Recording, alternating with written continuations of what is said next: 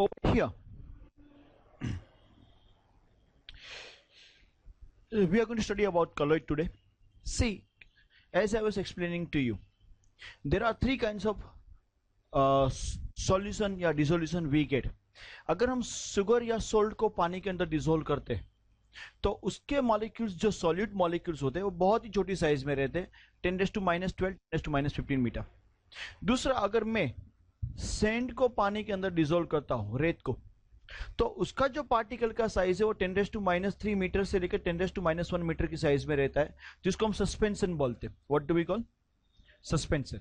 But अगर मैं Dettol को पानी के अंदर डाला तो डेटोल के मॉलिक्यूल्स पानी के अंदर डिसोल्व हो जाएंगे और उसके मॉलिक्यूल्स जो रहते हैं वो 10⁻6 मीटर से 10⁻9 मीटर की साइज में, यानी कि 1 नैनोमीटर से लेकर 1000 नैनोमीटर की साइज में रहेंगे. उसको हम कलॉइड्स बोलते हैं. What do we call? Colloid. जो डिसोल्व पार्टिकल है उसको हम डिस्पर्सिंग फेज बोलेंगे, एंड जो मीडियम के अंदर हमने डिसोल्व किया है उसको हम बोलेंगे dispersing medium. Now if we classify colloid, there are three types of colloids.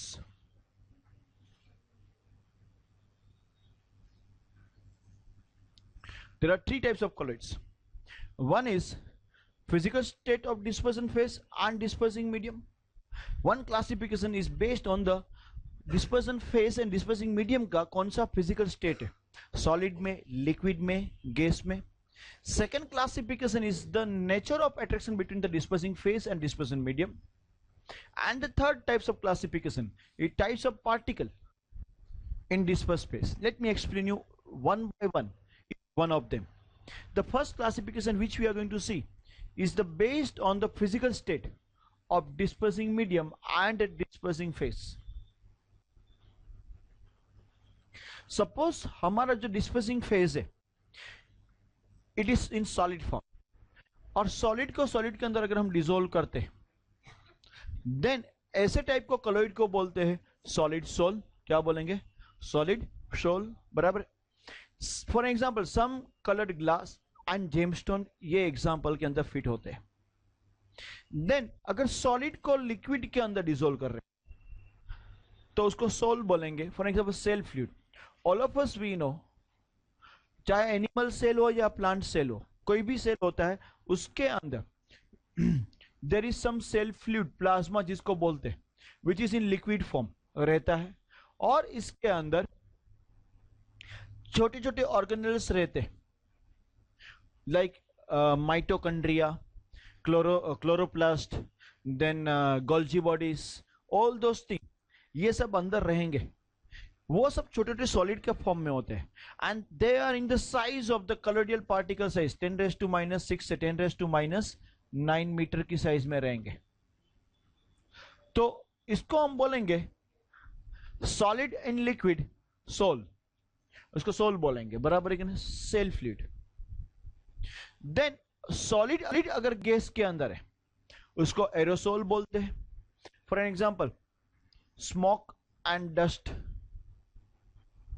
Smoke, हम लोगों ने डस्ट तो कई बार देखा हुआ है.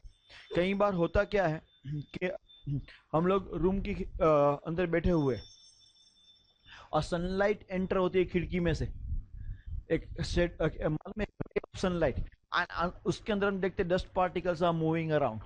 Have you notice that? That is basically colloid. That dust solid in air.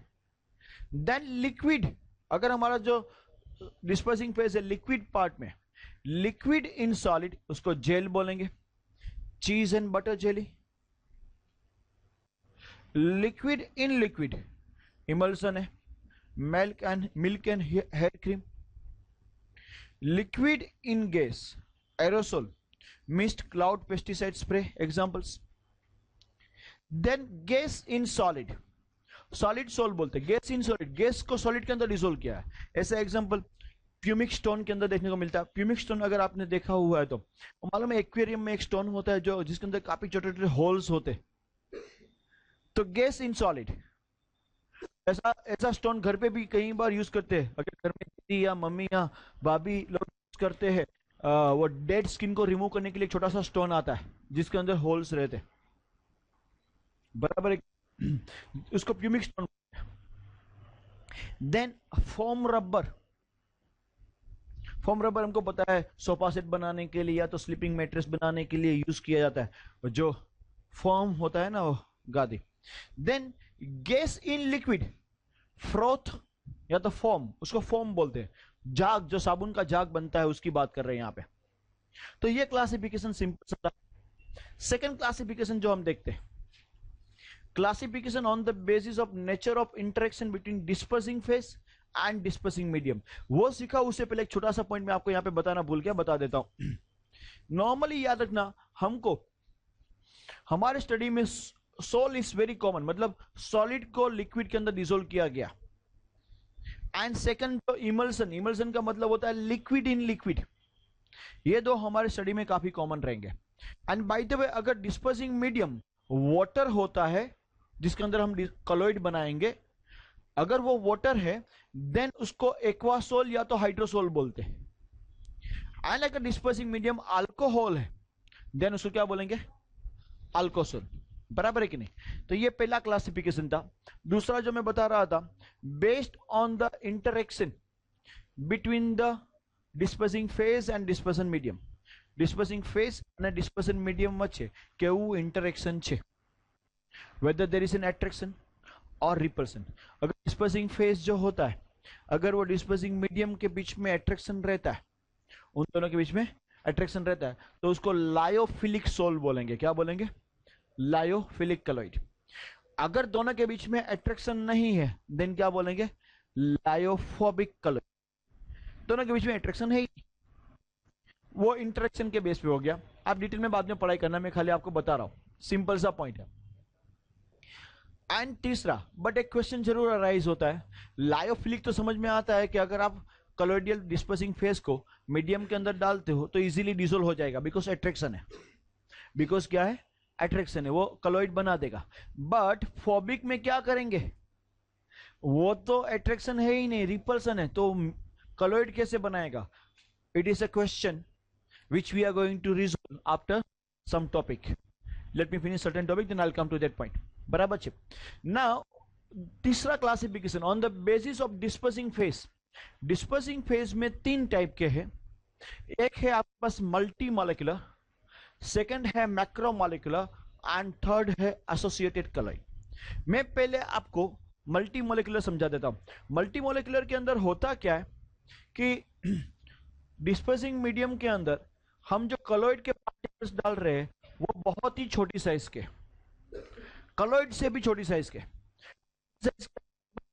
10⁻⁶ metre से 10⁻⁹ मीटर, मतलब 1 नैनोमीटर से लेके 1000, उससे भी छोटी साइज है। लेकिन जैसे ही आप डिस्पर्सिंग मीडियम के अंदर डाल हो, ये सब एक साथ कंबाइन हो जाएंगे और एक बड़ा पार्टिकल बनाएंगे जो कॉलोइड की साइज का होगा।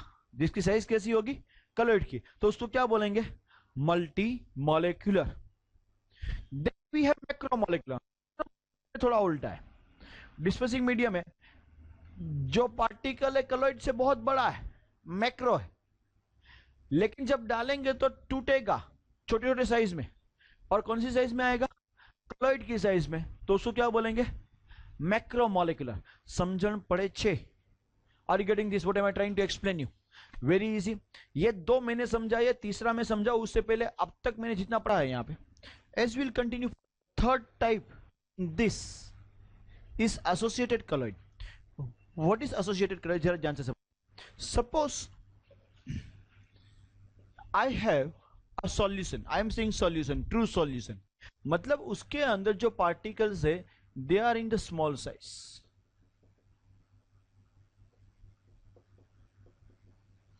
सॉल्यूट की साइज है नॉर्मल, जनरल आयन है। जब तक इसका कॉन्सेंट्रेशन सर्टेन मोलारिटी से लेस है, लेट्स से एक्स मोलारिटी से लेस है, ओके, अगर मोलारिटी कम है और उससे लेस है, नाउ उसको ओके हम नॉर्मल आयन बोलेंगे, तो सॉल्यूशन बोलेंगे।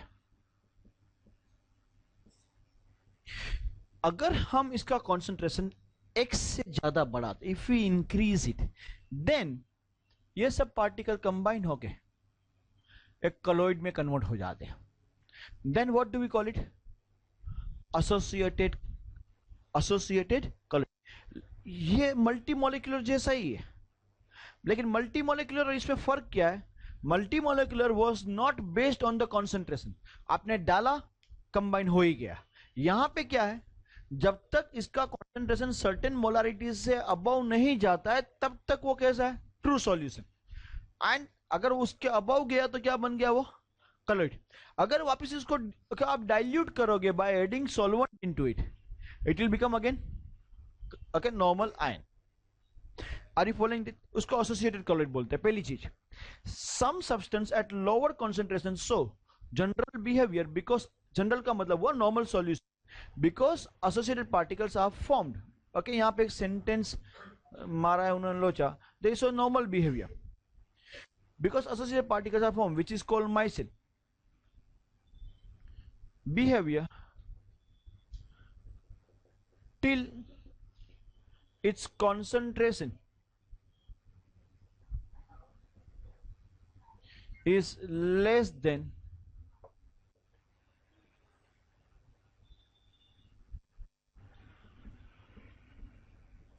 certain value. After that,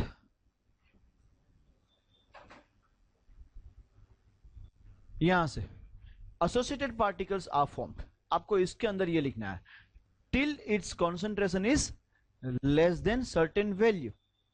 समझ में आ रहा है मैं क्या बता रहा हूं? लिखिए इसको।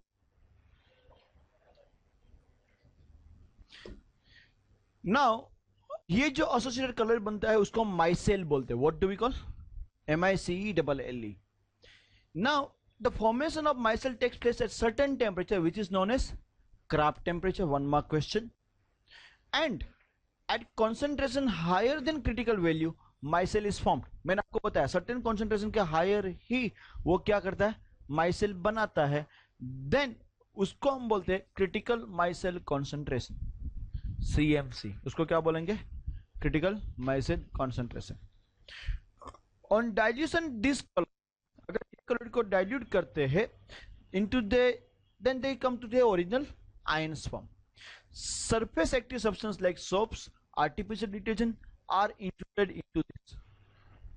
And normally जब माइसेल बनाते हैं तब उसके अंदर at that time not less than 100 या 100 जितने मॉलिक्यूल्स एक दूसरे के साथ कंबाइन हो जाएंगे। एंड नॉर्मली जब कंबाइन होते हैं तो उसके अंदर लायोफिलिक एंड लायोफोबिक पार्ट्स दोनों रहेंगे। मैं आपको समझाता हूं। देखो सोप के मॉलिक्यूल्स किस तरीके से माइसेल बनाते हैं, ये मैं आपको बता रहा हूं। Cleansing action of soap.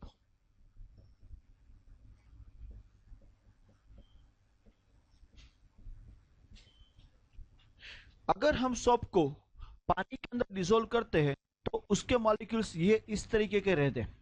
Basically as we know earlier, we have studied about this in earlier standards. Soap के मॉलिक्यूल के अंदर आपके पास एक नॉन पोलर टेल होता है, इनऑर्गेनिक पार्ट होता है R, to be very specific it is C7H35, बराबर। एंड देन उसके बाद CO माइनस Na+ ऐसे एक जुड़ा होता है जिसको हम बोलते हैं पोलर हेड। क्या बोलते हैं? Polar head. और उसका स्ट्रक्चर ऐसा होता है। ये जो नॉन पोलर टेल है वो पानी के साथ अट्रैक्ट नहीं होती है, because water is a polar molecule. Water is a polar molecule. Since water is a polar molecule तो इसको हम हाइड्रोफोबिक टेल बोलते हैं, हाइड्रोफोबिक टेल। एंड ये वाला जो पार्ट है वो पोलर है, वाटर के साथ वो अट्रैक्ट होता है, इसलिए उसको बोलते हैं हाइड्रोफिलिक हेड।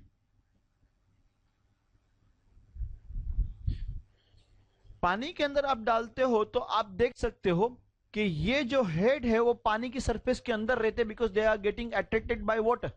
एंड जो टेल है वो सरफेस से दूर रहती है। Can you see that? they are away from the surface of water because they are hydrophobic, they are।